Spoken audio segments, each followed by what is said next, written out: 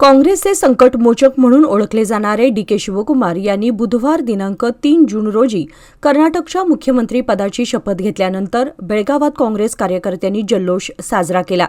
बेळगावातील काँग्रेस भुवन येथे युवा नेते मृणाल हेब्बाळकर यांच्या नेतृत्वाखाली शपथविधी सोहळ्याचे थेट प्रक्षेपण मोठ्या स्क्रीनवर करण्यात आले.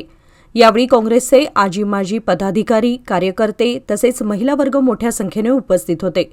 शपथविधी पूर्ण होताच कार्यकर्त्यांनी आनंदोत्सवाला सुरुवात केली.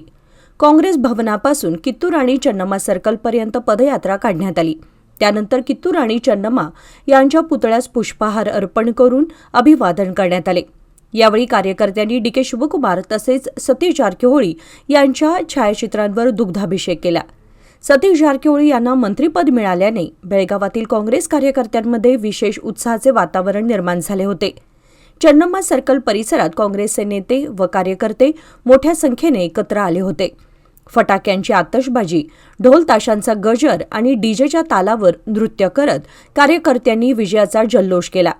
घोषणांनी परिसर दुमदुमून गेला असून काँग्रेस कार्यकर्त्यांचा उत्साह ओसंडून वाहत असल्याचं चित्र पाहायला मिळालं.